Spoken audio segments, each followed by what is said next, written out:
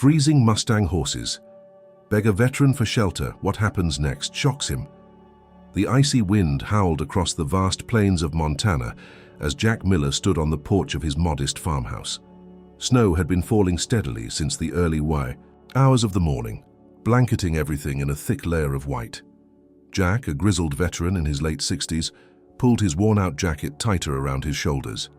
His life had become a routine of solitude since retiring from the military, a quiet existence far from the chaos he once knew. As he sipped a cup of steaming black coffee, his sharp eyes caught a strange movement beyond the fence line where his land met the open wilderness.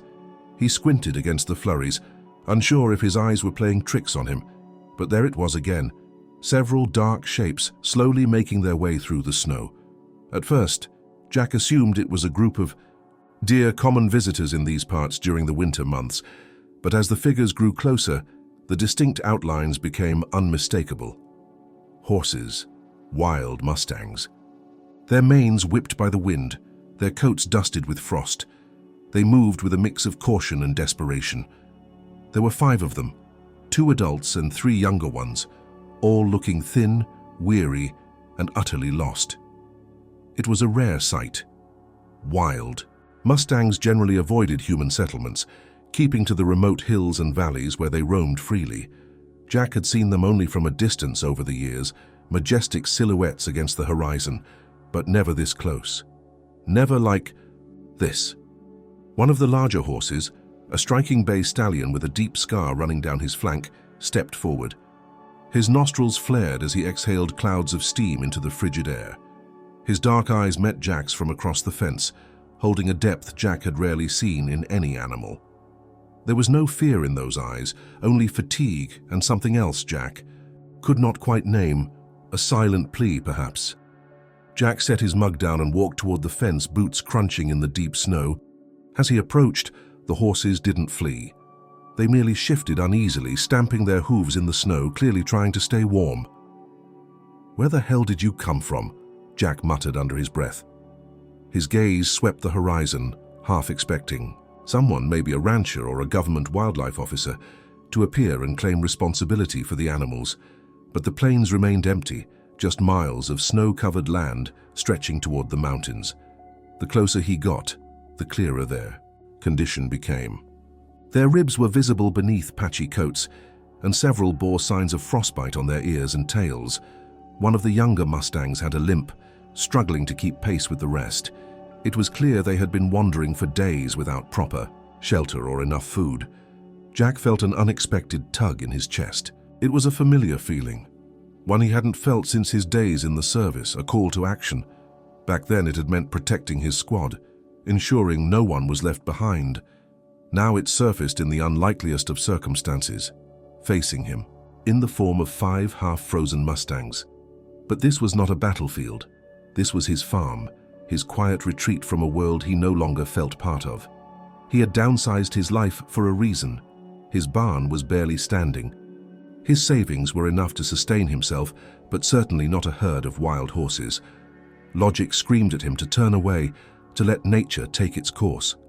After all, wild animals were not his responsibility. Still, he could not look away.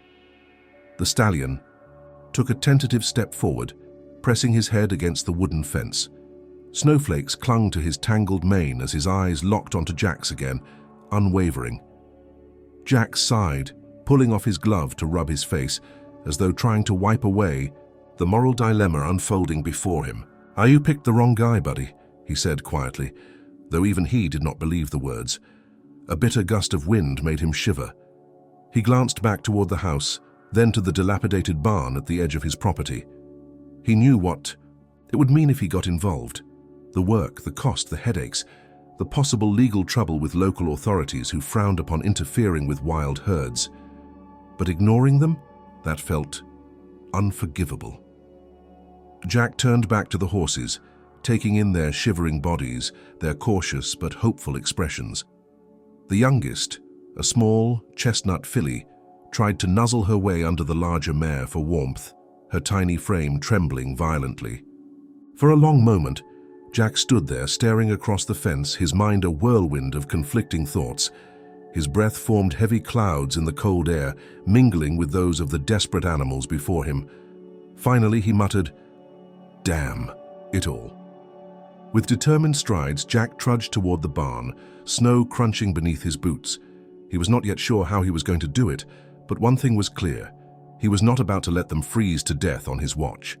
As he grabbed the rusty handle of the barn door and gave it a tug, the hinges groaned in protest, nearly snapping under the weight of years of neglect. The door opened halfway before jamming. Jack braced himself and forced it the rest of the way open, revealing the shadowy interior.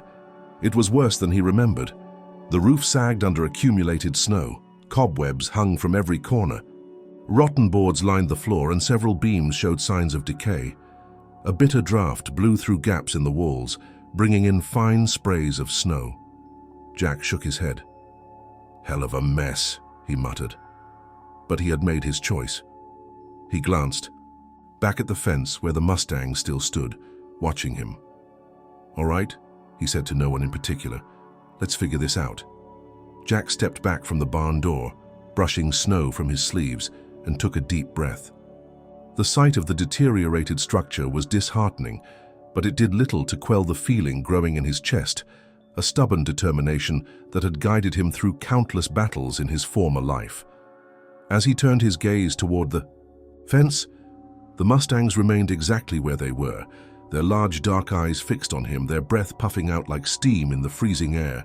It was uncanny how they did not retreat, how their instincts seemed overridden by sheer desperation.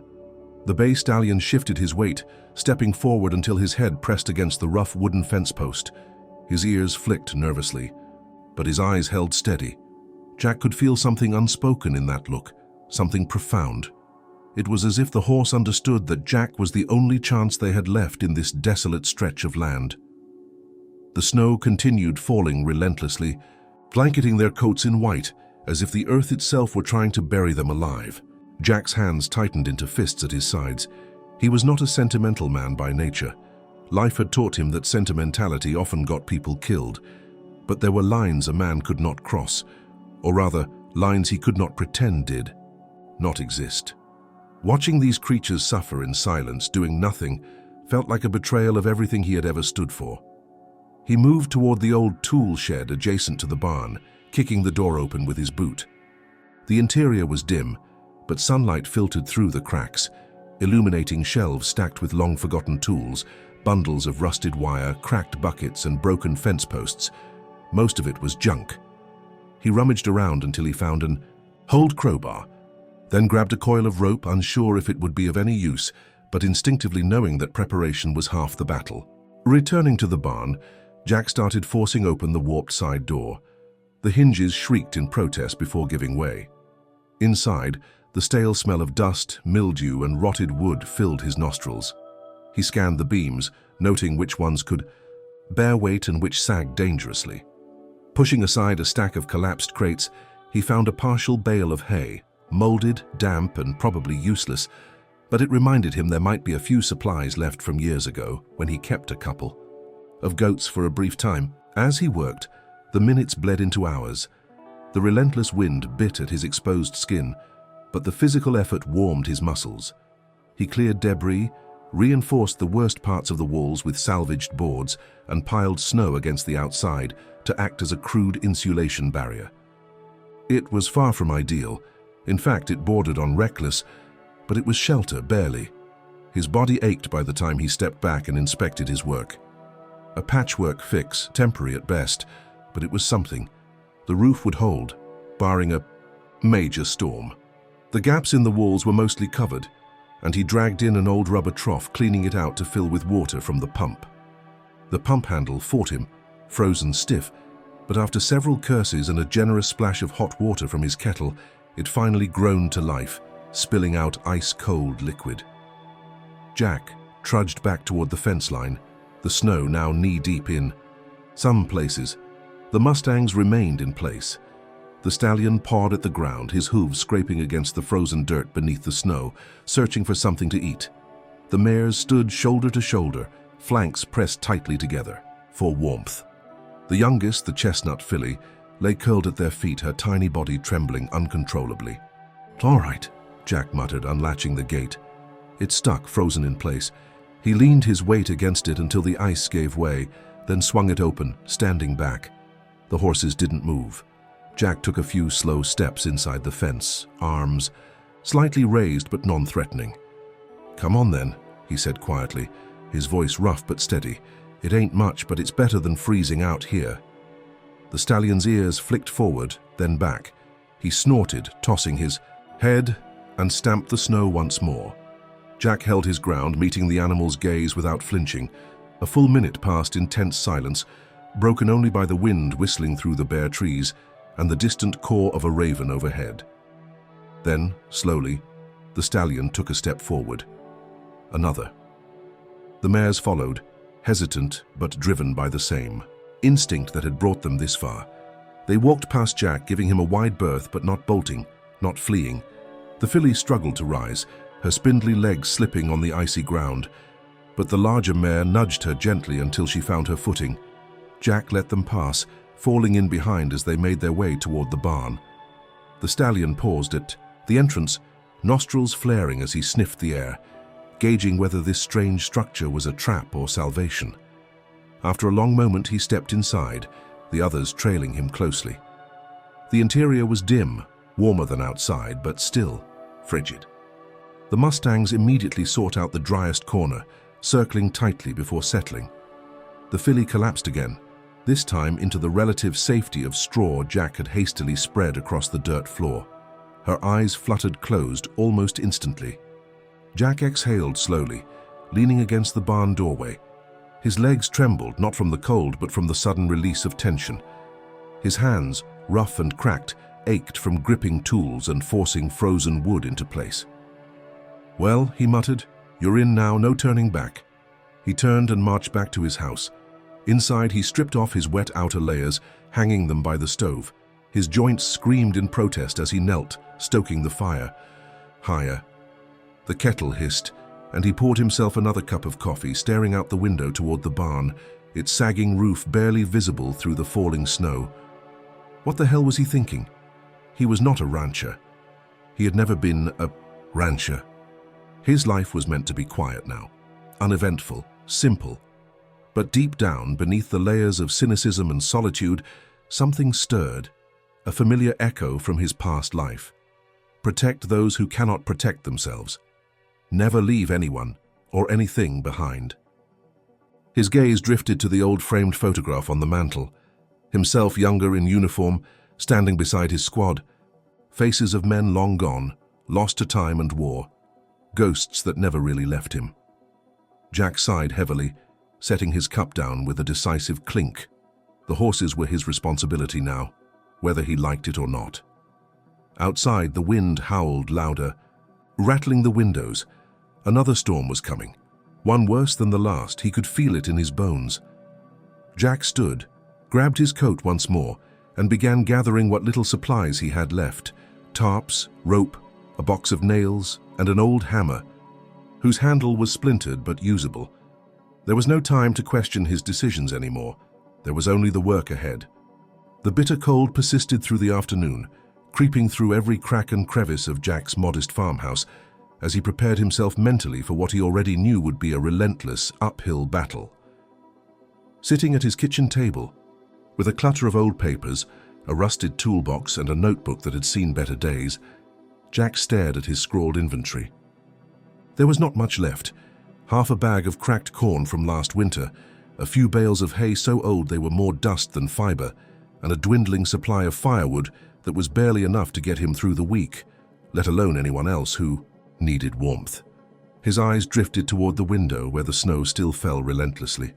Through the frost-laced glass, the outline of the sagging barn stood as a dark silhouette against the white landscape.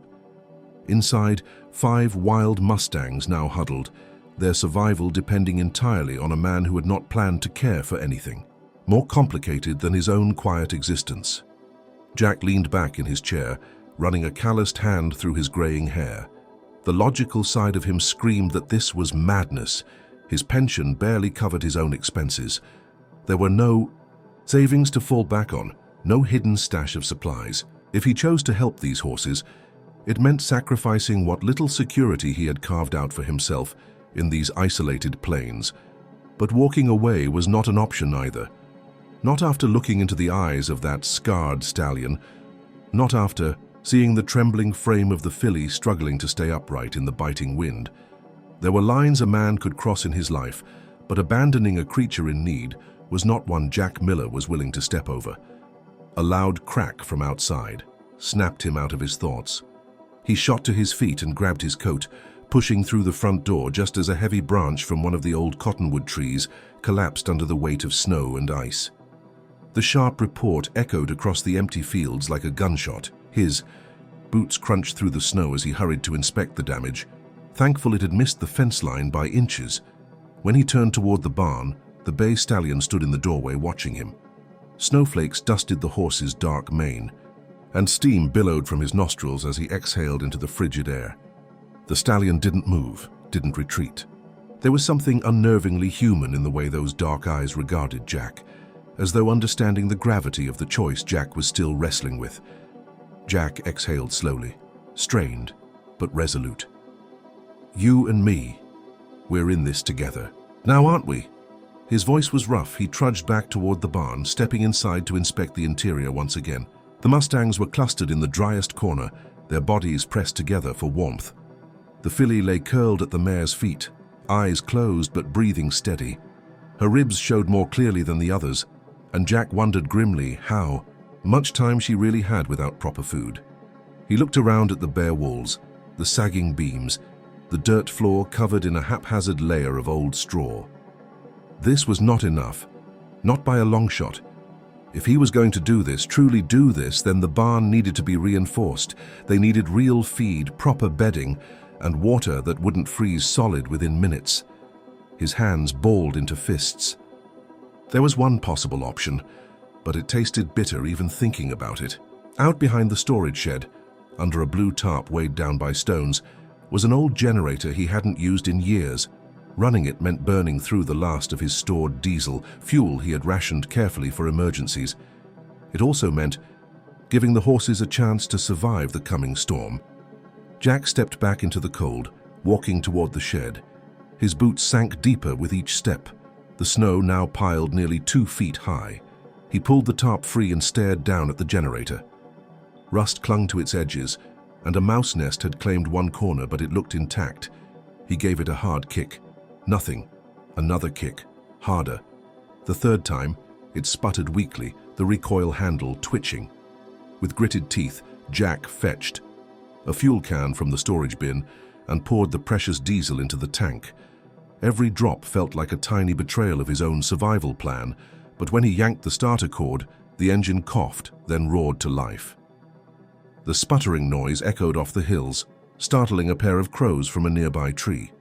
He dragged a heavy-duty extension cord back to the barn, rigging it to a set of floodlights that had once illuminated his workshop. The lights flickered, then blazed to life, casting harsh yellow beams across the interior. The Mustangs flinched at first, but as the warmth from the generator-powered space heater slowly pushed back the worst of the cold, they settled. Jack worked feverishly, laying down every scrap of salvageable straw he could find, hauling water in buckets warmed on his stove, and spreading the last of the cracked corn across the dirt floor. It was not ideal.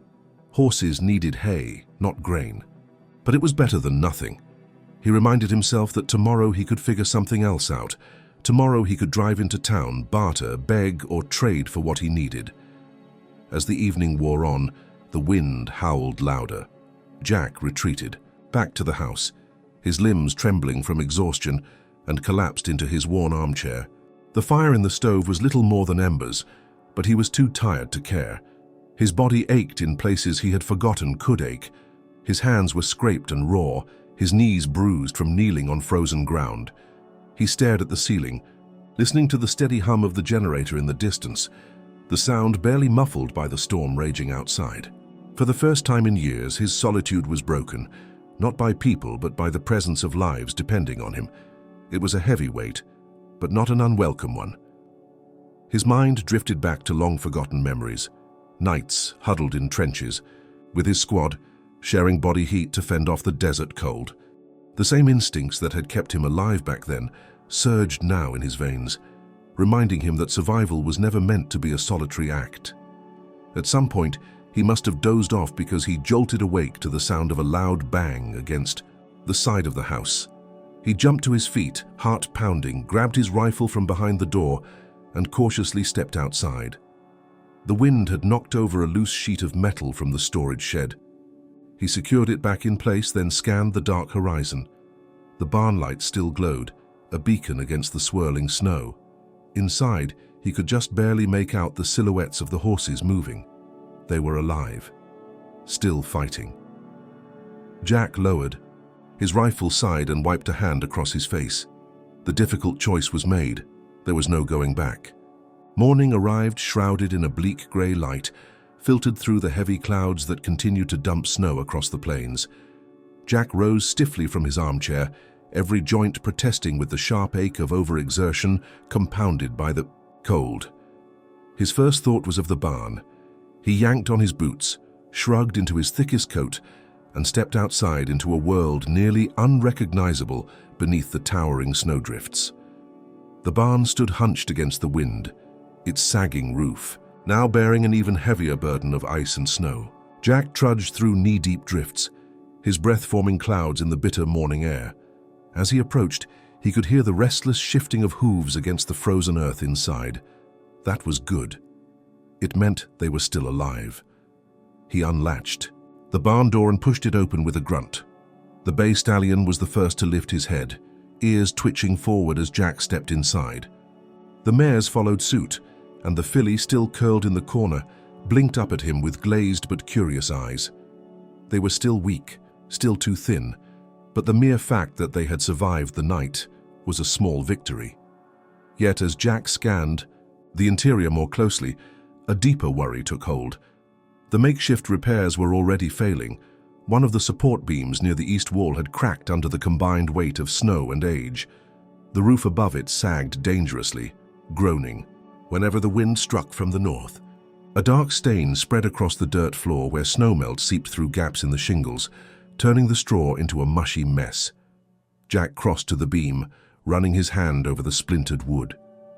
It was worse than he had feared. If the snow continued, if the wind shifted just right, the entire structure could come down. His gut clenched at the thought of those animals trapped beneath a collapsing roof. He turned, paced back toward the center of the barn, and mentally calculated what would be needed to brace it properly. The trouble was, the old lumber pile behind the house was nearly gone. The few boards left were warped or split, hardly fit for weight-bearing repairs. New lumber meant a trip into town, an expensive trip. Even if he could afford the materials, hauling them back through snow like this would be a nightmare. He knelt beside the filly, who shivered despite the relative warmth the space heater provided. Her breathing was shallow but steady. The mare nudged Jack's shoulder gently, her breath warm against his cheek, as if sensing his concern. "Yeah," Jack muttered. "I know, not ideal, is it?" Pushing to his feet, he exited the barn and scanned the property. The fence line to the west had buckled beneath the weight of snow, leaving a yawning gap that opened straight to the woods. If predators came down from the hills, and they would, driven by hunger, they'd have a direct line to the barn. Wolves, coyotes, even mountain lions were known to stalk these parts during hard winters. Jack's hand instinctively brushed the rifle slung across his shoulder. The rifle was old, but it still worked, and he knew how to use it better than most. As he stomped back toward the house, his mind raced. The generator hummed steadily, burning, through precious fuel at an alarming rate. By his estimate, he had maybe 2 days' worth left before it ran dry. After that, the heater would die, the water would freeze, and the barn would become little more than a windbreak against the merciless cold. Inside the house, he spread his old military duffel on the table, digging through it for anything useful. A coil of paracord, a field tarp, a dented box of nails and screws. None of it was enough. Jack pulled his coat tighter and stared at the faded map pinned to the wall above the stove. The nearest lumber yard was nearly 20 miles south, across back roads that hadn't been plowed since the first snowstorm hit. He could take the truck, but it was an old Ford that hadn't seen serious road time in months. Chains for the tires were buried somewhere in the garage, assuming he could even get the garage door open. It wasn't just the road conditions that worried him, it was time. Every hour spent away from the barn was another hour those horses were vulnerable, not just to the cold, but to whatever nature decided to throw at them next. Still, standing here deliberating wouldn't solve anything. Jack grabbed the keys off the hook, pulled on an extra sweater, and headed for the garage. And the metal door was frozen shut. It took nearly 15 minutes with a crowbar and a hammer to chip away the ice enough to wedge it open. Inside, the truck sat under a tarp, dust-coated, but otherwise intact. He checked the oil, the battery, the tires. Miraculously, it sputtered, to life after only 3 tries. The engine coughed, shuddered, then settled into a low rumble. Jack threw a couple of old sandbags into the bed for weight and wrestled the tire chains out from beneath a pile of scrap. Fitting them took another agonizing half hour, fingers numb and stiff from cold. But finally, he was ready. Driving out was like plowing through cement. The road was barely visible, a white ribbon winding through endless drifts. The truck fishtailed, lurched and groaned, but kept moving. Jack gripped the wheel with white knuckles, jaw set, every nerve on edge. By the time he reached the outskirts of town, his back ached and his hands trembled from tension. The lumberyard was closed, unsurprisingly. A handwritten sign on the door read, "Closed due to weather. Call for emergencies." Jack pounded on the door anyway until a figure appeared behind the frosted glass. It was Charlie Benson, the owner, a man Jack had known in passing for years but never had much cause to interact with. Charlie cracked open the door, eyes wide with disbelief. "Jack? Hell, man, what are you doing out in this mess?" Jack explained in clipped sentences, the wild horses, the collapsing barn, the fuel shortage. Charlie listened, face shifting from skepticism to surprise, to something resembling respect. "Damn," Charlie muttered when Jack finished. "You've got brass ones, I'll give you that." He opened the door wider. "Come on in. Let's see what we can scrounge." Inside, the smell of sawdust and diesel was oddly comforting. They cobbled together a load, 6 sheets of plywood, a dozen 2x4s, a bundle of tar paper, and a box of roofing nails. Not nearly enough for a full rebuild, but enough to brace the weak spots and patch the worst leaks. Jack loaded the truck, signed an IOU Charlie barely glanced at, and turned back toward home, racing against the storm clouds already gathering thicker in the distance. The drive back was worse. Winds had picked up, driving snow sideways across the road, reducing visibility to near zero. Twice the truck skidded into drifts, and both times Jack had to rocket free, cursing through gritted teeth. When the farmhouse finally came into view, it was like spotting a lighthouse through a gale. Relief surged, but only for a moment.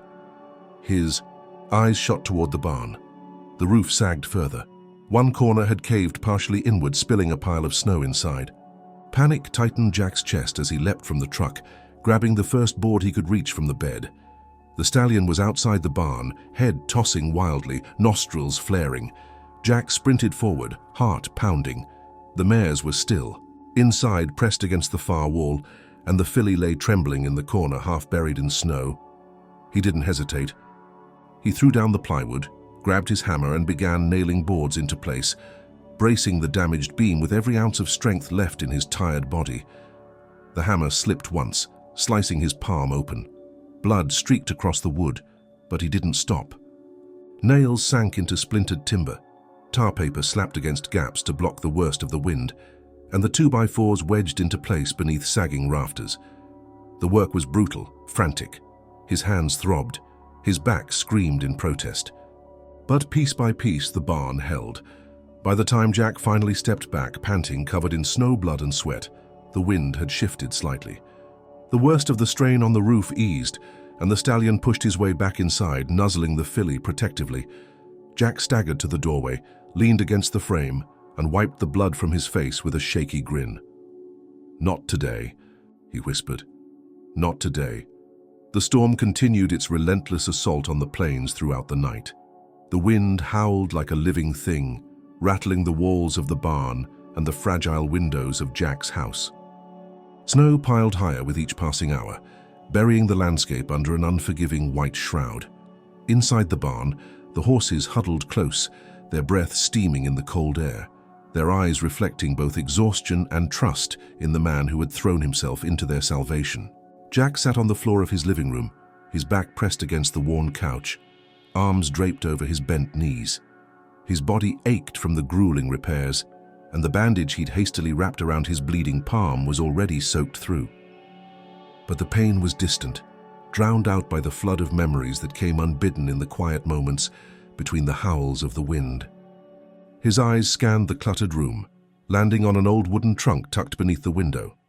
The trunk had followed him through every chapter of his life, from the deserts where he fought, to the barracks that smelled of dust and oil, to this quiet corner of Montana where he had hoped to leave it all behind. For years it had remained shut, a vault for pieces of a life he'd tried desperately to forget.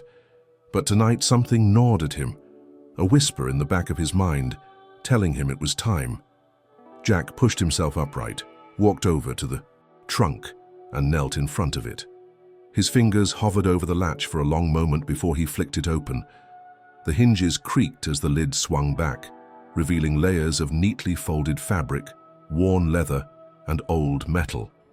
He pulled out a bundle of photographs first, faded, their edges curled, the faces within frozen in time. Men standing shoulder to shoulder in sand-swept uniforms, grins that hid fatigue, eyes that had seen too much. Beneath the photos was a sealed envelope, yellowed with age. Jack stared at it, his thumb brushing over the handwriting on the front. His own name penned in the steady, deliberate script of his late wife, Eleanor. He had never opened it, couldn't bring himself to after she passed. The letter had arrived weeks after her death, a parting message written when she'd known her. Illness was terminal but hadn't told him yet. His throat tightened. For years, that envelope had been both a wound and a refuge. He had convinced himself that opening it would break him. But now, in the face of this unexpected responsibility, these horses, this fight against nature, it felt like the right moment. With trembling hands, Jack tore the flap open. The paper inside was brittle, the ink slightly faded, but still legible.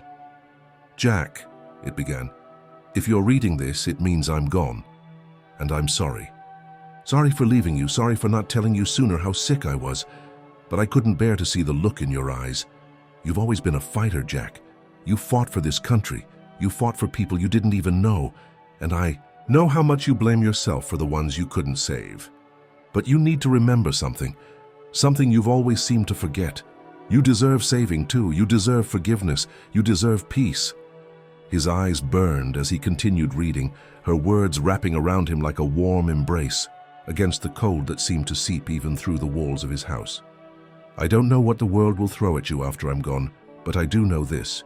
You will find something worth fighting for again. Maybe it'll be something small. Maybe something unexpected. But when it comes, don't shut it out. Don't let the ghosts of your past convince you that you have nothing left to give." Jack folded the letter slowly, pressing it to his chest. His breath hitched, his fingers shaking not from the cold, but from the weight of her voice echoing through time. For so long he had believed his days of purpose were behind him, but standing in the wreckage of the past week, looking at those horses, he knew now that life had a way of forcing your hand, whether you were ready or not. He set the letter aside with reverence, then dug deeper into the trunk. At the bottom lay a heavy wooden box. He flipped open the latch, revealing his old service medals, tarnished but intact, and a dog tag chain tangled around a pocket-sized journal. He lifted the journal, thumbing through pages filled with scribbled notes, coordinates, and fragments of thoughts from another lifetime. Tucked into the back cover was something he had almost forgotten, a folded blueprint. He unfolded it, spreading it across the floor. It was a schematic for a field shelter, designed during one of his deployments to rapidly construct sturdy, insulated shelters in hostile environments. The design was simple, efficient, made to withstand both bullets and storms. Jack sat back, on his heels, staring at the blueprint. His mind started spinning, calculating what materials he still had, what could be salvaged, what could be improvised. This wasn't just about patching a crumbling barn anymore. This was about building something that would last, something that could weather not just this storm, but the ones that would inevitably follow. The realization struck him like a bolt of clarity. This wasn't just about survival, it was about redemption, about answering the call Eleanor had written to him from beyond the grave. He gathered the blueprint, folded it carefully, and slid it into his jacket pocket. Then he stood, his movements slower but steadier, and walked back toward the door. The snow was still coming down hard, but he didn't care. He grabbed the lantern, lit it, and stepped outside, trudging back toward the barn. The Mustangs lifted, their heads as he entered, the stallion stepping forward with his usual wary but curious gaze. Jack set the lantern on an overturned crate and unrolled the blueprint on a clean section of the floor, smoothing it flat with his palms. "We're gonna fix this," he said aloud, his voice rough but steady. "Tomorrow. For good. Not just for tonight, not just for," the stallion snorted softly, almost as if in agreement. Jack spent the next few hours inventorying everything he had left: scrap metal, spare piping, tarps, wire mesh, even the dismantled frame of an old chicken coop. Piece by piece, he started formulating a plan. Reinforce the interior walls with the metal sheets. Use the coop frame to create an inner shelter within the barn, insulated with tarps and packed snow. Lay down fresh bedding made from shredded burlap sacks. Build windbreaks from the old fence posts stacked against the tool shed. The more he worked, the clearer his mind became. Each nail driven, each board lifted, was like hammering back the shadows that had clung to him since the day he left the service. For the first time in years, he wasn't just existing, he was building something, fighting for something. When dawn began to creep over the horizon, pale and weak behind the storm clouds, Jack stood back to inspect his progress. The barn still looked like hell from the outside, but inside it was transformed. Crude, rough but functional. A fortress against the cold, against despair. The horses seemed to sense it. The mares settled more easily, their bodies relaxed in the relative warmth of the reinforced corner. The filly's breathing grew less labored. The stallion stood guard as always, but with less tension in his posture, his gaze softer. Jack leaned against the wall, exhausted beyond words, but filled with a quiet satisfaction. His palm throbbed, his shoulders burned, but his heart was lighter than it had been in years. "We're not done yet," he murmured. "Not by a long shot, but we're getting there." He glanced up at the rafters, where snow sifted through the remaining gaps, and felt something stir deep within, a flicker of hope, the kind he hadn't allowed himself to feel in a very long time. By the time the storm began to ease, a brittle silence settled over the plains, broken only by the occasional creak of ice-laden branches and the muffled shifting of hooves inside the barn. The worst of the snow had passed, but the cold lingered, a biting presence that gnawed at wood, metal, and bone alike. Jack stood outside the barn, surveying his makeshift reinforcements. The crude additions he had hammered together held firm for now, but there was no denying how fragile it all remained. The fuel for the generator was down to its last gallon, and the food, if it could still be called that, was nearly gone. With a deep breath and a face weathered by both the storm and age, Jack walked back toward the house to collect his gear. It was time to go into town again. He had resisted it long enough, clinging to solitude out of habit and necessity. But survival now required more than tools and scraps. It demanded resources, and those meant contact with people he had avoided for years. The drive into town was easier than the last, though the roads remained treacherous and the landscape eerily quiet beneath its blanket of white. Jack parked his truck in front of the general store. Its windows steamed from within, and its door adorned with a flickering sign that barely resisted the wind. As he stepped inside, the warmth was immediate. The scent of coffee, old wood, and kerosene greeting him like a forgotten friend. Heads turned. A few faces he recognized from long ago, but most were unfamiliar or barely recalled. People who lived lives parallel to his, intersecting only in silence and shared geography.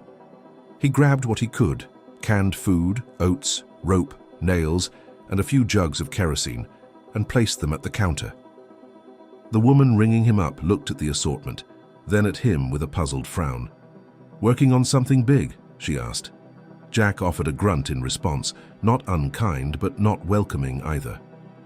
"Mustangs," came a voice from behind. Jack turned to see a heavy-set man in a sheriff's jacket, his name tag reading Hollis. "I heard talk somebody spotted wild horses near your property after the storm. That true?" Jack nodded once, slowly. "You feeding them?" Hollis asked, stepping closer. "They needed shelter," Jack replied. "Didn't look like they were going to make it through the night." "You planning to keep them?" Hollis asked again, his voice more pointed now. The room had gone quieter, the other customers pausing to eavesdrop as though the mere word Mustangs pulled them into orbit. "Planning to keep them alive," Jack said. "That's all." Hollis scratched his chin. "So you know the law on wild herds. Can't just take them in like strays. They belong to the land, not to anyone." Jack's jaw tightened. "Freeze? They came to me, half dead. What was I supposed to do? Watch them? I'm not here to—" "Lecture you," Hollis said. "Complain and officials will come down hard. But you're treading a line. You give people a reason to." Jack paid for his supplies in silence, loaded the truck, and left the store with the eyes of the town crawling across his back. The sense of intrusion followed him all the way home, thickening with every mile of frozen road. By the time he pulled into his driveway, the first signs of trouble were already waiting. A pair of trucks were parked near the edge of his property, unfamiliar vehicles with county plates.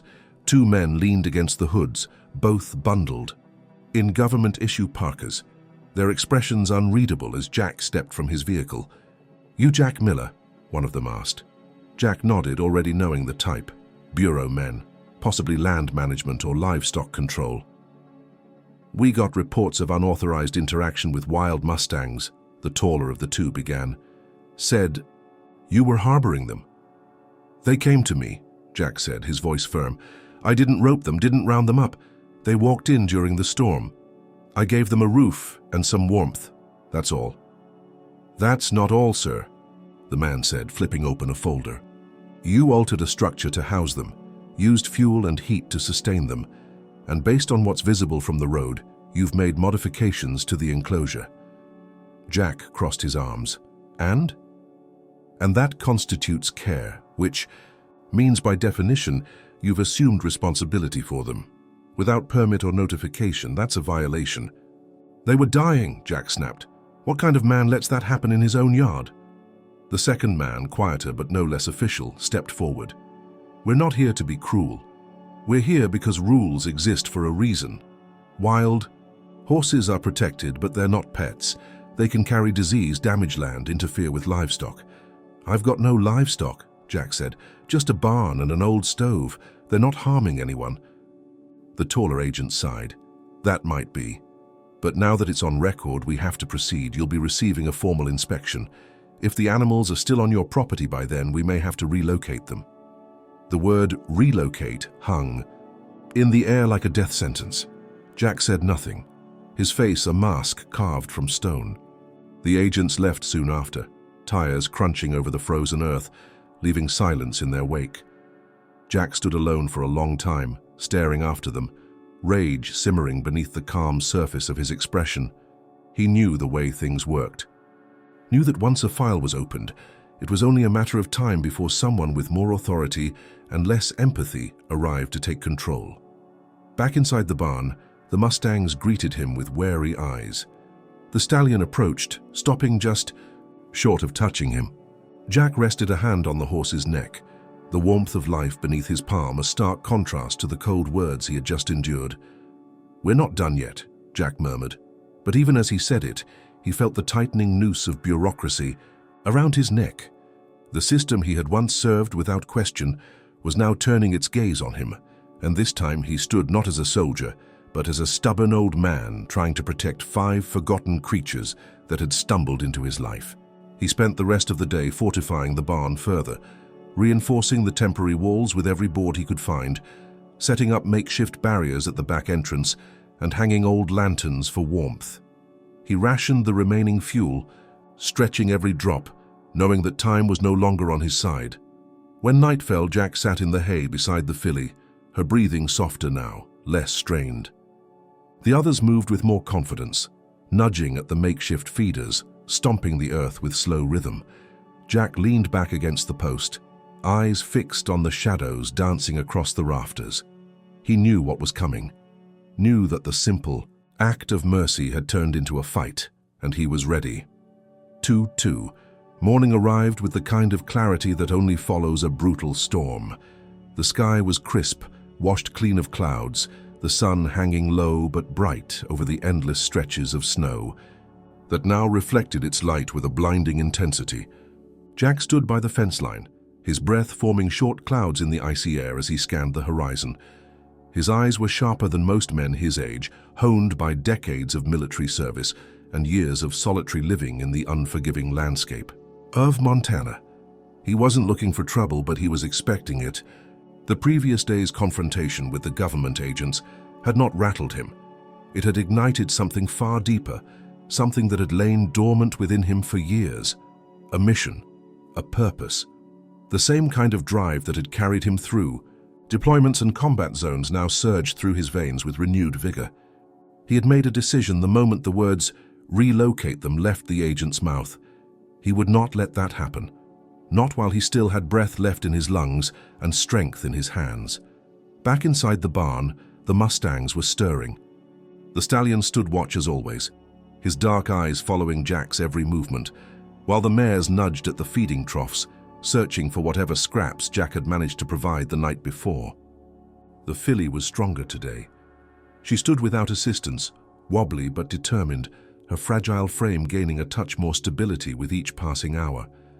Jack moved among them with steady hands, refilling water buckets, spreading fresh straw, salvaged from the remnants of an old hayloft, and checking the patchwork repairs on the barn walls.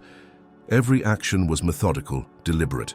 Survival, after all, was a matter of systems and discipline, something Jack understood better than most. But care was not enough, not anymore. What these horses needed was protection, not just from the elements, but from the tangled web of laws, regulations, and the cold indifference of bureaucracy. Jack was no lawyer, but he was no stranger to navigating hostile systems either. He had fought men with guns, yes, but also fought paperwork, red tape, and the invisible barriers erected by indifferent governments during his years overseas. This was no different. After tending to the horses, Jack went back to the house and dusted off an old laptop that hadn't been powered on in years. He plugged it in, waited for the painfully slow boot up, and opened the browser. His fingers hovered over the keys, unsure where to begin. So he started with the simplest phrase he could think of: Mustang Protection Laws, Montana. What followed was a maze of regulations, legal jargon, and half-updated government pages.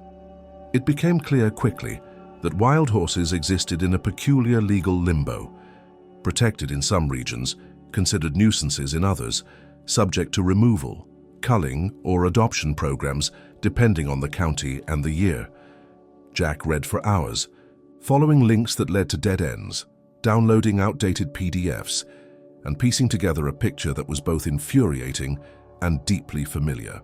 Governments loved ambiguity. Ambiguity meant power in the hands of the few. As the sun climbed higher, Jack shifted his search to organizations. He found a handful of names: wildlife preservation groups, Mustang sanctuaries, advocacy networks scattered across the country. Some seemed legitimate, others more like passion projects run out of someone's living room. But one stood out, a small but vocal group based in Wyoming that specialized in fighting for the rights of displaced Mustangs.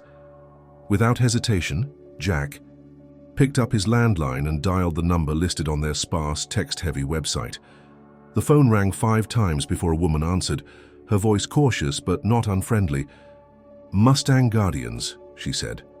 Jack explained, sparing no details: the storm, the horses, the government agents. His voice was steady, measured, but beneath it thrummed a current of urgency that even a stranger could not ignore.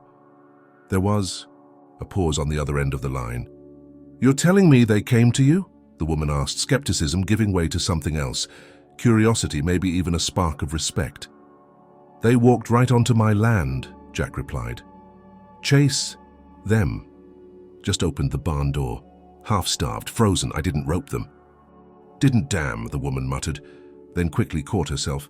"Sorry, you're not the first person to call with something like this, but usually it's folks reporting sightings, not someone actually taking them in. I didn't have a choice," Jack said simply. "No," the woman agreed. "You didn't."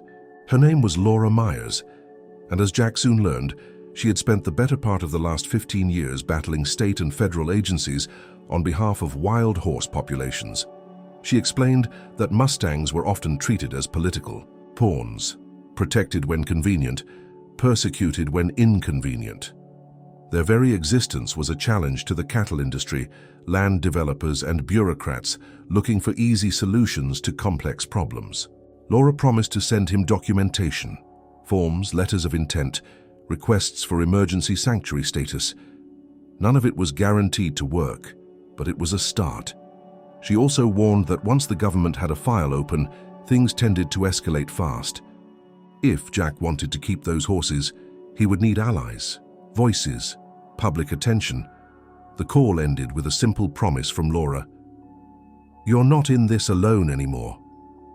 Jack hung up the phone and stared at it for a long moment, his fingers drumming against the table.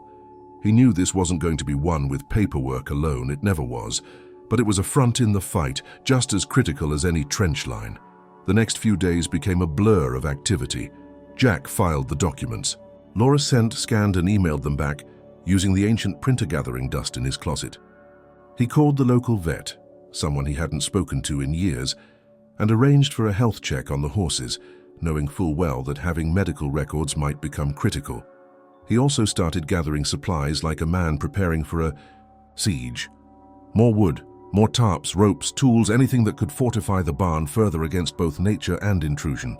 Trips to town became more frequent, and with each visit the looks grew sharper. Whispers followed him down grocery aisles. Conversations quieted when he stepped into the hardware store. Some faces were neutral, a few were even kind, but others wore suspicion openly, like badges pinned to their jackets. Jack didn't care. He had weathered worse stares in war zones. He had faced down men with rifles, mortars, and worse. A handful of gossips wouldn't shake him. But it was the children who surprised him. On his third trip into town that week, a boy no older than 10 approached him, while Jack loaded plywood into the bed of his truck. The boy tugged on Jack's sleeve, looking up at him with wide, earnest eyes. "Are you the man with the wild horses?" the boy asked. Jack blinked, then nodded. "Yeah, that's me." The boy grinned. "That's really cool." For the first time in days, Jack smiled. Small, rough, but real. "Yeah," he agreed. "It kinda is." The morning sky was heavy with steel-gray clouds, a warning painted across the heavens that no man needed a weatherman to understand. Jack stood at the barn's threshold, hands shoved deep into his jacket pockets, staring out over the landscape that had become both his refuge and his battlefield. The snow had not let up in days, soft drifts now forming waist-high walls around the property, and the wind carried with it the bitter promise of something worse. Inside the barn, the Mustang stirred, the stallion's sharp ears flicking at every groan the barn made under the strain of snow and ice. Jack had reinforced every weak point, patched every crack, and braced every beam with whatever material he could scrounge together. It was enough for now, enough to hold against the usual Montana winter. But this wasn't usual. The air had a weight to it, a pressure that set every instinct Jack had on edge, the same instinct that had saved his life more times than he could count in a different life, half a world away. The wind shifted suddenly, carrying with it a low, deep rumble. Not thunder, not yet, but something far more immediate. Jack's eyes flicked toward the mountains where thick clouds gathered, moving faster than any storm he'd seen in years. He'd grown up here. He knew what this meant. A blizzard, not just a storm, not just snow. A blizzard that could bury homes, snap trees like twigs, and swallow men whole if they weren't careful. He sprinted back toward the house, boots punching through the snow as he grabbed the radio from the kitchen counter, turning the knob until the emergency weather band crackled to life. The voice that came through was steady but urgent. Severe blizzard warning for all counties in the northern region. Wind speeds exceeding 60 miles per hour. Visibility near zero. Travel is not advised under any circumstance. Repeat, not advised. Jack slammed the radio down and grabbed his coat, stuffing tools, rope, and a coil of wire into his pack. There was no time to waste. The barn might hold against wind, it might hold against snow, but this was something else entirely. As he reached the barn doors, the first furious gust hit, nearly knocking him sideways. Snow whipped across the ground, stinging like sandpaper against his face. The horses were already anxious, the stallion pacing back and forth, nostrils flared, his breath coming in quick clouds. The mares circled the filly, whose progress had been improving but who was still far too weak to withstand exposure to this kind of storm. Jack worked fast, securing extra tarps over the inner walls, using heavy nails and rope to lash everything down. He strung lines from post to post, reinforcing the structure in ways that looked haphazard, but were guided by years of improvising shelter under hostile conditions. Still, as the wind howled louder, as the snow slammed sideways against the walls, like the fists of a furious giant, Jack knew it might not be enough. The first crack echoed through the barn like a gunshot. Jack's head snapped toward the source, a support beam near the north corner. It had split halfway down the middle, the fracture widening with every shuddering gust. Without thinking, Jack grabbed one of the 2x4s leaning against the wall, jammed it beneath the failing beam, and threw his weight against it. The pressure held, for now. But then came the sound he had feared most. A groan deep in the bones of the barn, followed by a sharp, splintering crack as a section of the roof above the east wall gave way, collapsing inward with a roar. Snow poured in like a living thing, burying half the floor in seconds.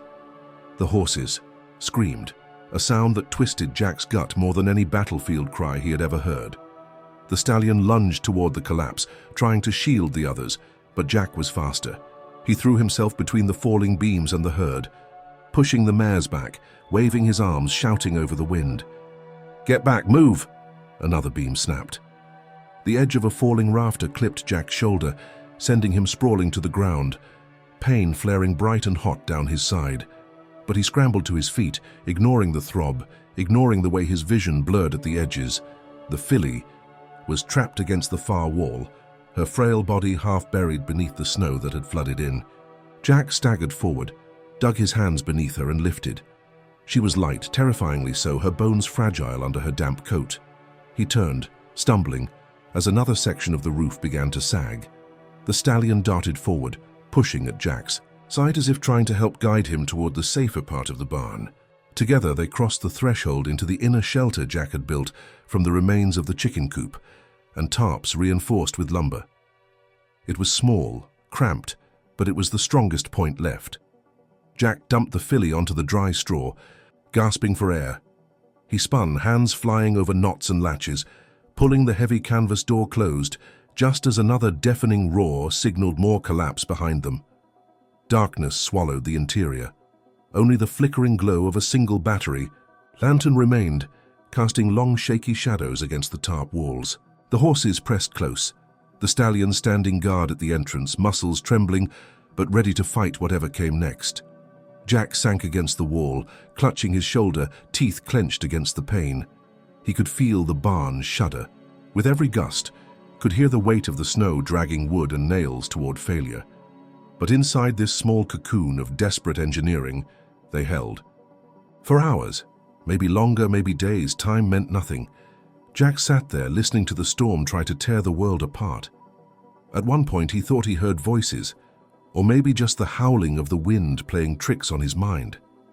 His vision swam. His fingers grew numb, but he didn't sleep. Couldn't. He kept his eyes on the stallion, who kept his eyes on the storm. When the wind finally began to die, the silence that followed was deafening. Not the peaceful quiet of snowfall, but the heavy, stunned silence of survival. Jack pushed himself upright, every muscle screaming in protest. His shoulder was swollen, possibly dislocated, but he ignored it. He unlatched the tarp door and stepped out into what remained. Half the barn was gone. Walls were torn open. The roof collapsed inward like a broken ribcage. Snow piled inside in jagged drifts. The tools, the feeding troughs, the bedding, all buried. But the horses were alive, every single one of them. The stallion stepped out beside Jack, his flanks tense but steady, and looked out over the wreckage. The mares followed, flanking the filly, who wobbled but stood on her own.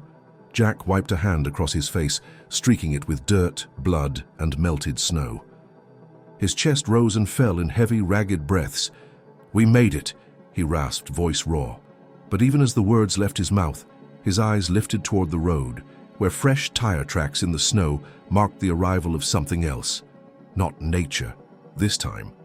The real fight was just beginning. The rumble of tires against snow-packed dirt grew louder, vibrating through the frozen air long before the vehicles appeared. Jack stood motionless, one hand gripping his injured shoulder, the other instinctively brushing against the handle of the old revolver holstered at his hip. His breath condensed in rapid clouds as he watched two trucks crest the ridge near the entrance of his property. Neither belonged to the local sheriff's department nor the county vehicles he had seen before. These were civilian trucks, rugged, battered, but familiar in a way that made Jack's chest tighten. The first truck skidded to a stop in front of the house, its engine idling in a deep, throaty growl. The driver's door swung open and a figure stepped out, tall, broad-shouldered, moving with the deliberate gait of someone who had spent years carrying heavy packs across unforgiving terrain. Jack's eyes narrowed, disbelief mixing with a strange, involuntary surge of relief. "Tom Reynolds," Jack muttered under his breath. It had been over 2 decades since Jack last saw Tom, a man he'd shared foxholes with, traded rations, under fire with, and watched walk away from the military the same year Jack did. Life had scattered them like leaves in the wind, each pursuing solitude in their own way. Yet here he was, walking toward Jack with the same crooked grin that had infuriated commanding officers and comforted comrades in equal measure. "Looks like you finally bit off more than you can chew, old man," Tom called out, stopping a few feet away, hands on his hips. Jack shook his head, a humorless chuckle escaping despite the exhaustion weighing on him. "Could say the same." "What the hell are you doing out here?" Tom gestured over his shoulder as more figures climbed out of the second truck, 3 men and 2 women, each one wearing the unmistakable look of former military.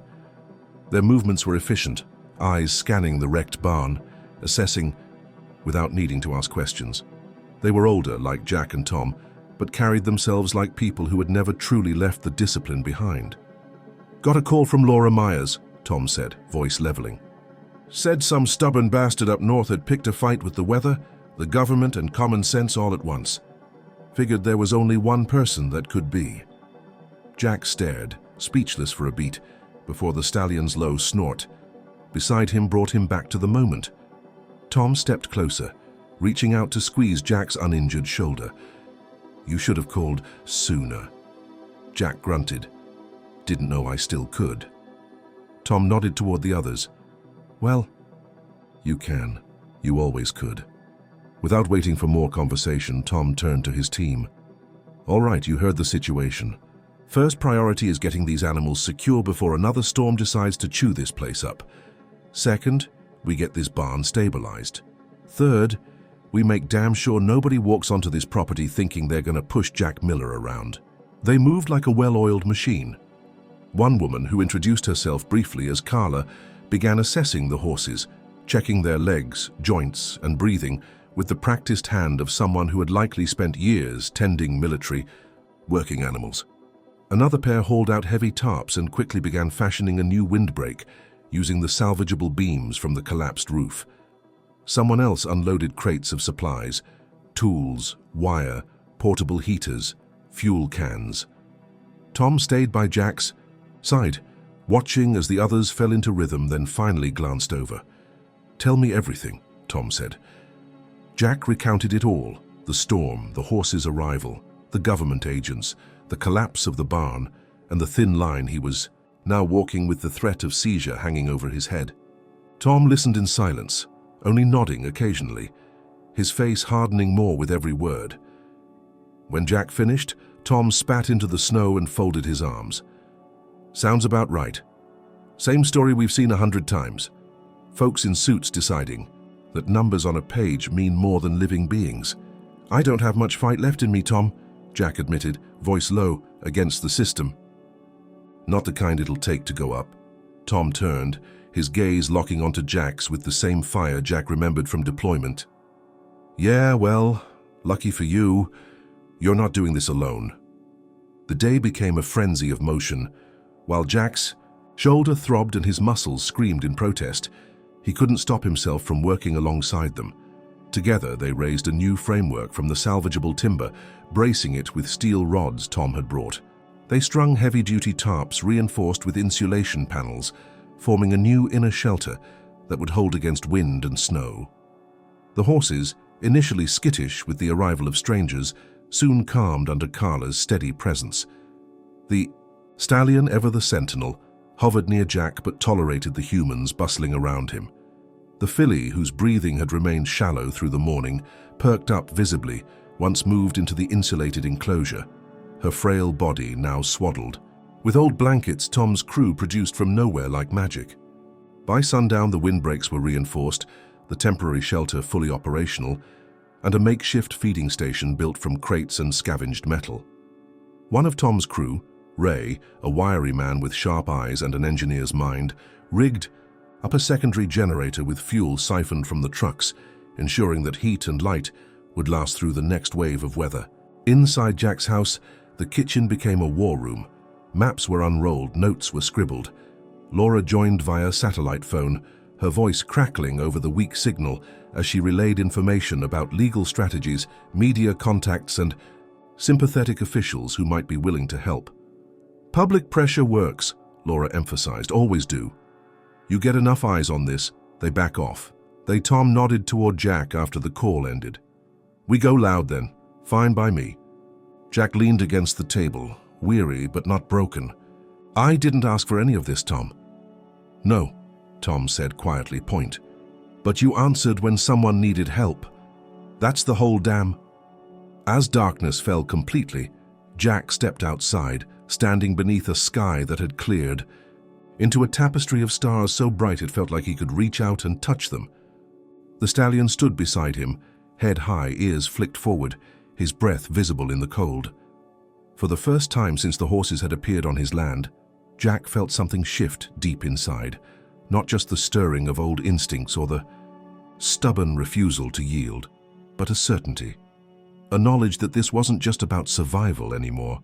This was a stand, not just for 5 Mustangs abandoned by fate, but for everything Jack Miller had ever believed in. The following morning dawned brutally cold but clear, sunlight cutting sharp angles across the frozen landscape. A brittle crust of ice coated every surface, glittering deceptively under the blue sky. Jack stood at the edge of the barn's makeshift enclosure, hands shoved deep into his coat pockets, watching the stallion pace near the gate with that same restless vigilance that Jack himself felt in every muscle of his body. The horses were as ready as they could be. Jack wasn't sure the same could be said for him. Inside the house, the atmosphere was that of a forward operations post rather than a quiet farmhouse. Maps, documents, and hastily drawn diagrams littered every flat surface. Coffee brewed non-stop, and the air smelled of diesel, wood smoke, and the tension of people preparing for a battle where the enemy wasn't visible but could strike at any moment. Tom was crouched over the kitchen table, scribbling on a pad, barking orders to Carla, Ray, and the others.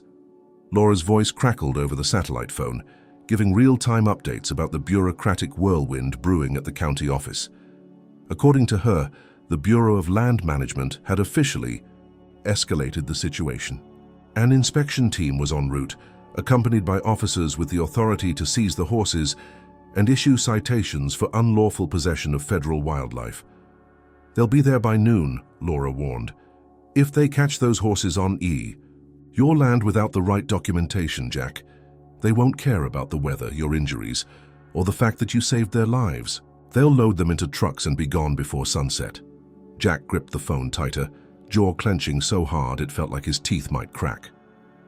Not happening. You've got 2 options, Laura continued. Either prove that these horses are an exception, document their abandonment, show they weren't part of any managed herd, or fight it in court, which could take months, maybe years. But if they take them now, odds are you never see them again. Any chance they back down? Tom asked, leaning over Jack's shoulder. Not likely, Laura replied grimly, something loud. Not unless we give them a reason, something public. Tom's eyes met Jack's, The old soldier's face was lined with determination, the kind of battle-hardened resolve that only came from knowing that retreat wasn't an option. "Then we give them a reason," Tom said simply. Preparations shifted into overdrive. Ray set up cameras along the driveway and near the barn, broadcasting a live feed through a rigged satellite uplink.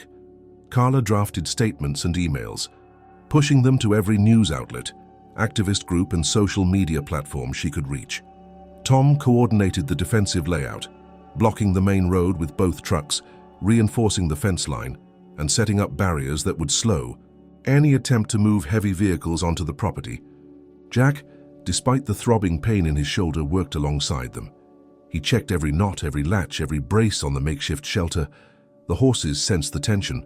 The stallion was restless, ears pinned back, eyes constantly scanning. The road.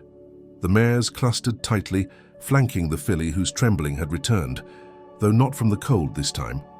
At 10 o'clock sharp, a plume of dust appeared on the horizon, rising against the glare of the snow. Trucks, not the beat-up pickups of neighbors or the dusty rigs of ranchers. These were government vehicles, white, with green stripes along the sides, logos shining beneath the winter sun. 3 in total, one marked with the Bureau's seal, the others likely carrying officers and equipment. Jack's fists clenched at his sides as the trucks slowed, then stopped just beyond the line of barriers. 4 men stepped out, 2 in the crisp uniforms of federal agents, one in a county sheriff's jacket, and another in plain clothes holding a clipboard stacked with forms. The lead agent, a tall man with salt and pepper hair and a narrow mouth set in a line of bureaucratic indifference, stepped forward, hands clasped behind his back. "Jack Miller." His voice carried easily over the brittle air. Jack didn't move from his position by the barn gate. "That's me. We are here pursuant to Section 15 of the Federal Wildlife Management Act," the agent began, voice as dry as paper. "This property has been identified as harboring unregistered wild Mustangs in violation of federal code. We are authorized to inspect, document, and if necessary, remove said animals to an approved holding facility, pending further review." Jack's lips thinned. "To me, I gave them shelter. They're not wild anymore. They came here starving, freezing. They came. That does not negate federal jurisdiction," the agent said without missing a beat. "Regardless of circumstance, these horses are classified as part of the region's unmanaged herd, and as such, fall under federal protection and regulation." Tom stepped forward, arms crossed, towering half a head taller than the agent. "They were abandoned," Tom said evenly. "Check your own databases. There's no active herd management in this county. None. These horses were left to die." The agent shifted, clearly annoyed but not yet rattled. "That determination is not yours to make." Ray's voice cut in from behind the camera rig. "It's not yours alone anymore either. Half the county is watching this feed, along with about 20,000 other people who care a lot about what happens next." The agent's eyes flicked toward the camera, the first hint of discomfort, breaking through his professional mask. The sheriff, who until that moment had remained silent, cleared his throat and stepped forward. His face was lined with weariness, the look of a man who had seen too many disputes and would have preferred a quiet day at home. "Jack," he said slowly, "I don't like being out here any more than you like seeing me. But the fact is, these folks have a warrant for inspection. You can either let them do it peacefully or, well, it gets messy." Jack's gaze didn't waver. "You want to inspect? Fine, but you're not taking them. Not today." The tension snapped tight as a drawn bowstring. Everyone seemed to stop breathing at once. The agent's eyes narrowed. "Mr. Miller, I strongly advise against obstructing a federal order, and I strongly advise against forgetting who you work for," Jack shot back. "These animals aren't property. They aren't data points on a report. They're living beings. And whether you like it or not, they chose to come here. They're under my protection." Before the agent could answer, Tom raised a hand. "Check your files," he said. "Check them, now. You'll find a record of a herd scheduled for relocation 6 years ago. A herd that was never recovered. Paperwork got lost, budget cuts, you know how it goes." Ray turned the camera to capture every word. Carla flipped through a binder of documents, pulling out a faded report she had printed that morning. Herd identification A47, she said, holding the paper out. Last known location, eastern Montana, status presumed relocated. Reality never accounted for. The agent took the paper reluctantly, scanning it, his frown deepening. For the first time, uncertainty flickered across his face. "You're looking at their descendants," Carla continued, "a herd forgotten by the system until now." The standoff hung in the freezing air, balanced on a knife's edge between force and reason. Jack could feel the weight of it in his bones, the same electric hum he had felt stepping into battle zones long ago. Only this time, the enemy wasn't holding a rifle. It was holding a clipboard, but it was no less dangerous. The agent folded the paper slowly. "This complicates things." "You bet it does," Tom said. Pending further investigation, the agent continued, voice tight. "We are suspending seizure orders. The animals may remain on the property temporarily, but this is not a permanent resolution." Jack's voice was steady, unyielding. "It will be." The tension that had gripped the air for hours lingered long after the federal agents retreated to their trucks, murmuring into radios and cell phones, filing reports that now bore a much more complicated narrative than they had expected when they drove out that morning. Jack stood motionless at the gate, his gloved hands tightening around the wooden post, watching every movement with the wary patience of a soldier waiting for the next order of fire that might never come. The stallion mirrored him, stationed near the barn entrance, ears perked, his dark eyes constantly scanning the figures gathered around the convoy of government vehicles. For a moment, Jack thought this would be yet another drawn-out game of bureaucratic maneuvering. Another round of paperwork, hearings, and delays, while the fates of the Mustangs hung in limbo. But then something unexpected happened. The man in plain clothes, the one holding the clipboard who had remained mostly silent during the earlier confrontation, stepped away from the group and crossed the barrier, heading straight toward Jack. He moved differently from the others, less rigid. His steps were hesitant but deliberate, and when he stopped a few feet from Jack, he didn't open the clipboard. Instead, he reached into his coat pocket and pulled out a small black handheld device. Jack's brow furrowed. He recognized it immediately, a scanner, the type used by wildlife officers to detect microchips or embedded tracking tags in animals. The man didn't speak, simply gave Jack a nod of silent request. Jack stepped aside, without a word, gesturing toward the barn where the horses stood huddled together. The mares flanked the filly, whose breathing had steadied in the relative safety of the reinforced shelter. The stallion remained on high alert, but didn't charge or retreat as the man approached with the scanner held out, its digital face blinking. The moment the scanner passed near the flank of the older mare, it let out a sharp electronic beep. The man froze. His thumb pressed a button, and the tiny screen flickered with data. A number, a code. His eyes widened. Slowly, methodically, he moved the scanner along the mare's neck and flank again, receiving the same signal. Another pass over the second mare, another beep, and then over the stallion, another beep. Jack stepped forward, crossing his arms. "What does it say?" The man swallowed. His voice came out quieter than expected, almost reluctant. "These horses, they're tagged, registered. These..." Tom, standing nearby, stiffened. "Registered how?" The man didn't answer immediately. Instead, he moved toward the filly, scanning her side. The scanner beeped once more. He pulled the device closer to his chest as though shielding it from prying eyes, then stepped back toward the federal agents, who now stood watching with curiosity, rapidly transforming into concern. Jack followed. "You better start explaining." The man sighed, removing his gloves, revealing hands that trembled slightly, not from the cold, but from the weight of realization settling on his shoulders. "These chips, they belong to a herd from a government conservation program that was shut down 12 years ago." Carla stepped forward, flipping frantically through her binder, saying these horses were part of a managed conservation group. "Wait, 12 years ago? Are you?" The man nodded. "Yes, the program was experimental. It aimed to preserve a genetically unique subset of Mustangs, descended from a very old bloodline native to the region. When the funding dried up, the program was cancelled. According to the records, the herd was released. Tom scowled. Released? As in dumped out here to survive on their own? The man grimaced. Not exactly. They were supposed to be transferred to a protected sanctuary. But it appears, based on this, that the transfer never happened. Jack's jaw tightened. Meaning what exactly? Meaning, the man sighed, rubbing the back of his neck. Meaning these horses were abandoned by mistake. Paperwork was either lost or never filed correctly. Their records were archived under an obsolete project number. That's why they don't show up in the current wild herd management databases.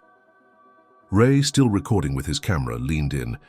You're telling me the government lost an entire herd of protected horses and forgot about them for over a decade? The man didn't answer directly. His silence was enough. Jack's eyes burned, though whether from the cold or fury he couldn't tell. That make them still wild or something else? And now? What does the man turn toward the lead agent, who was already flipping through his tablet, pulling? Herp files Jack could not see but suspected were woefully incomplete. This changes everything, the lead agent muttered. If the herd was part of a conservation program, they aren't classified under free-range Mustang management. They're legacy stock, genetically significant. Tom crossed his arms. Pens. So, what's the plan? Ship them off to some holding facility to rot in. The agent shook his head, clearly flustered for the first time all day. No, not necessarily. Legacy herds fall under a different statute. It means they require specialized management. Possibly a sanctuary designation. Carla's eyes widened. Which could mean Jack's property. The plain-clothed man nodded slowly. Under the right conditions, with the right paperwork, yes, this land could be designated a private sanctuary for legacy herds. Jack blinked. Say that again. If you're willing, the man clarified, to formally register this property as a conservation site and commit to the care and management of the herd, it would be legal. You wouldn't just be sheltering them temporarily. You'd be protecting a genetically unique herd officially recognized under federal law. Jack turned to look at the horses. The stallion stood proud, his dark coat dusted with frost, his head high, his body tense but dignified. The mares clustered protectively around the filly, who now stood a little taller, her legs less wobbly than the day before. In their eyes, Jack saw not just survival, but resilience, a reflection of something that had long since lain dormant inside him, but had roared back to life over the past brutal days. The agent continued, tone softening. It won't be easy, there's still paperwork, oversight, but this isn't about removal anymore. It's about protection, about restoration. A heavy silence fell over the group, broken only by the crunch of boots against snow as Jack stepped forward, exhaled slowly and nodded once. Then let's get to work. The days that followed were a blur of relentless work, ceaseless communication, and an exhausting cascade of paperwork that felt heavier than the snowdrifts Jack had battled only weeks before. Yet, for the first time in years, the struggle was not one of mere survival, but of purpose. Every line filled out, every form submitted, and every email exchanged was another step toward securing something far greater than shelter for the Mustangs. It was the foundation of a permanent sanctuary. Tom and his crew refused to leave.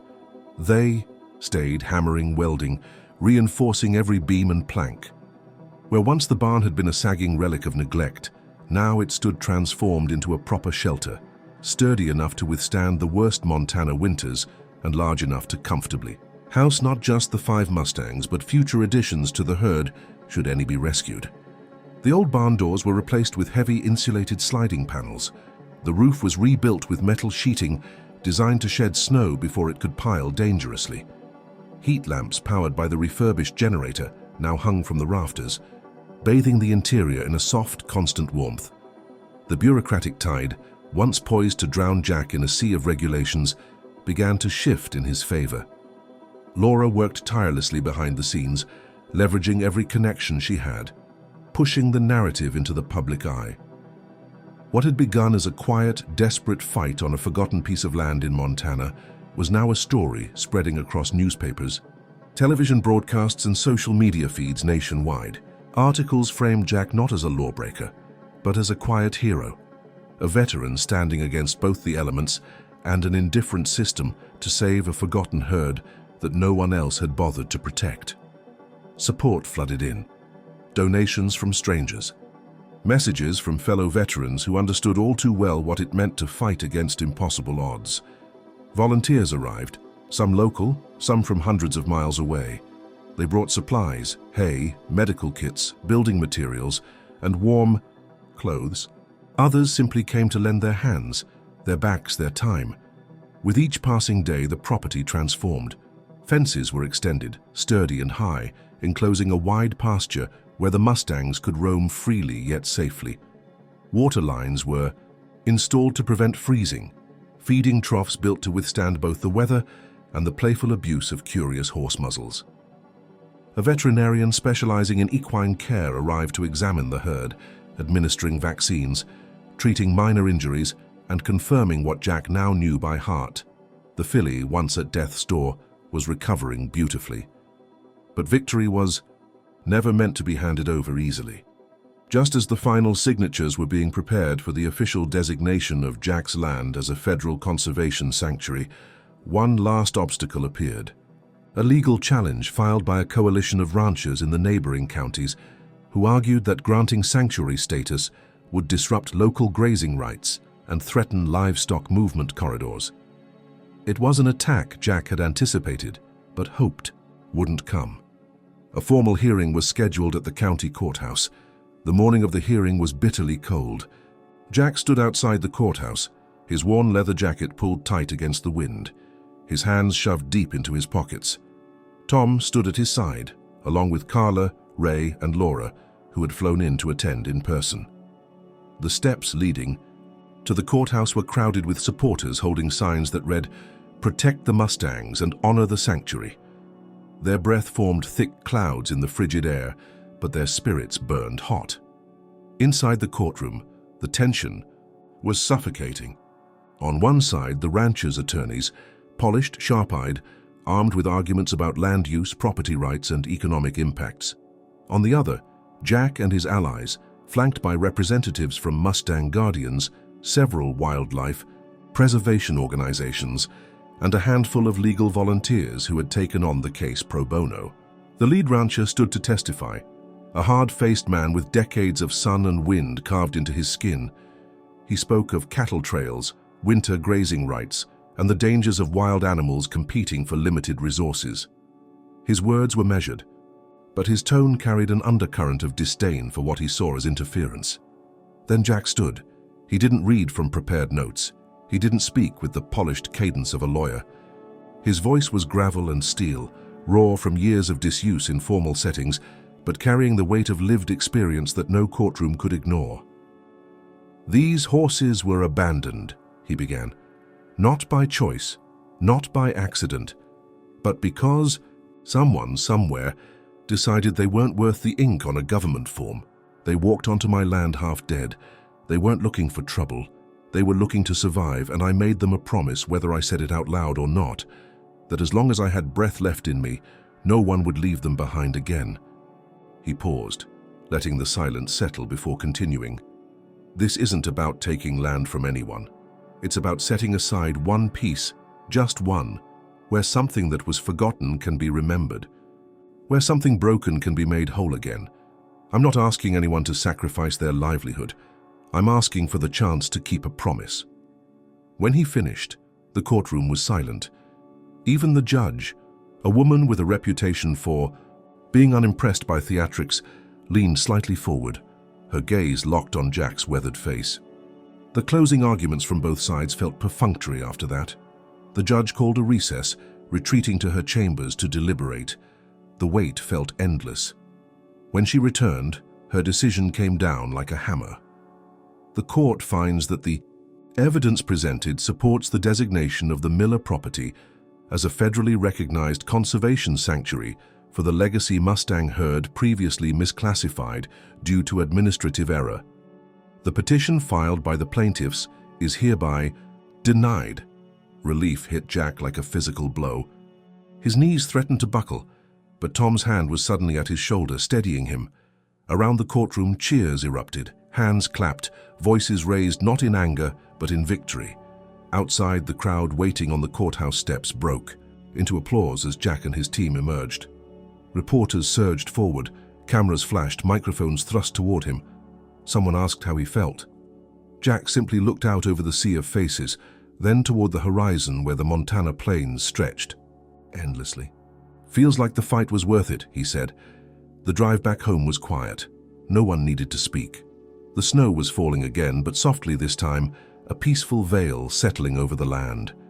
When Jack pulled into the driveway, the first thing he saw was the stallion, standing at the fence waiting.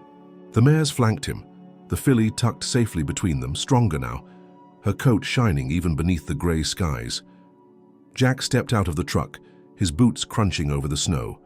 He walked to the fence, rested his hand against the stallion's neck, and let out a breath he hadn't realized he'd been holding. "We did it," he whispered. The stallion snorted softly, nudging Jack's shoulder as if in understanding. For the first time in years, the land felt truly alive, not just with the sound of wind and snow, but with the pulse of something enduring, something sacred, something free. The days that followed the court ruling felt like waking into a new world. Gone was the looming threat of seizure, the oppressive weight of uncertainty. In its place bloomed something Jack hadn't truly felt in years: freedom. Not the distant, symbolic kind that came from patriotic speeches or old military ribbons, tucked away in drawers, but a tangible, living freedom, expressed in the thundering hooves of Mustangs running across the snow-dusted pasture of his land. Word of the victory spread far beyond Montana. News crews arrived, their vans leaving muddy tracks in the melting snow. Reporters trailed behind with cameras slung over their shoulders, their eyes wide at the sight of the Mustangs trotting gracefully against the backdrop of open plains and mountain peaks. What started as a local story about one man and a handful of horses had transformed into a national symbol of resilience, of standing firm when everything tried to push you down. The sanctuary officially opened 2 weeks after the hearing. Modest wooden signs stood at the entrance to the property now, hand-painted letters declaring it Miller Sanctuary, a refuge for the forgotten. Beneath the main line in smaller script were the words Jack had quietly insisted be added: "No one left behind." Tom and his crew stayed longer than they'd ever intended. What began as a mission to help a friend evolved into something deeper. They built more than just fences and shelters. They built a place where anyone who had ever felt cast aside could belong. Veterans from across the country began visiting, drawn not just by the story, but by the unspoken understanding that what Jack had built was more than a refuge for horses. It was a refuge for people like them too. Jack converted part of the barn into a workshop, not for tools but for stories. Walls were lined with photographs sent in from families of other veterans. Letters were pinned between the beams, messages of thanks, of hope, of remembrance. Each visitor who came left a piece of themselves there, a testament to their own battles, their own survival. Laura visited in person the following spring, walking the pasture with Jack as the Mustangs grazed peacefully. The filly, no longer frail, no longer trembling, trotted confidently ahead of the herd, her coat gleaming in the sunlight, her legs strong and sure. Laura stopped at the fence, leaning against the wooden rail as she watched the stallion approach. His ears pricked forward, his gaze still as sharp and protective as the day he first walked onto Jack's land. "You know," Laura said quietly, "when I first got your call, I figured I was helping you save them, but standing here now, I think they saved you." Jack didn't answer immediately. He ran his fingers along the worn grain of the fence, watching the horses, remembering the brutal nights, the collapsing barn, the blizzard that had nearly taken them all. He remembered the way the stallion had stood, unwavering as the storm tore the world apart, as if daring the wind itself to try. "Maybe," he finally said, voice rough but steady, "or maybe we saved each other." The town that had once eyed Jack with suspicion transformed too. Locals who had whispered behind his back now stopped by to help haul hay, repair fences, or simply stand at the edge of the pasture and watch the horses run. Children visited on school trips, their laughter filling the air as they pointed at the filly galloping circles around her more reserved elders. The sanctuary became not just a place, but a story the town was proud to tell. Even the sheriff, who had once stood on Jack's property, reading from a clipboard filled with legal threats, came by one afternoon with a donation, an old water trough, freshly painted. He didn't say much, only tipped his hat, but Jack nodded, back in silent acknowledgement. Sometimes words weren't necessary. Life settled into a rhythm Jack hadn't known he was capable of living.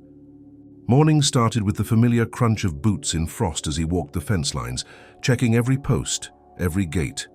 The stallion always met him near the east pasture, as if taking roll call. The mares followed at a distance, grazing lazily, keeping an eye on the filly who had developed a mischievous habit of slipping through gaps in the fence, only to trot proudly back when Jack scolded her.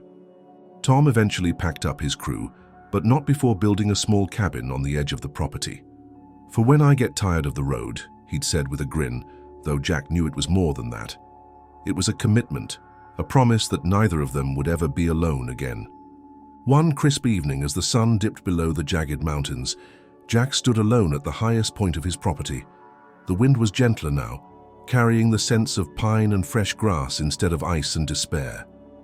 Below, the Mustangs moved, like living shadows dark against the golden light. The stallion lifted his head, nostrils flaring, ears twitching. For a moment they locked eyes, man and beast, both scarred, both survivors. Jack pulled the old letter from his pocket, the one Eleanor had written so many years ago. The paper was fragile now, creased and worn from being folded and unfolded, more times than he could count. He read it again, not because he didn't know the words by heart, but because they still held power, still anchored him when the weight of memory threatened to drag him under. "You will find something worth fighting for again. When it comes, don't shut it out." He smiled, a small, quiet thing, but real. "You were right," he whispered into the wind. "You were right all along." As the stars emerged one by one in the deepening sky, Jack made his way back down the hill. The porch light was on. The barn was warm. The horses were safe. And for the first time in a long, long while, so was he.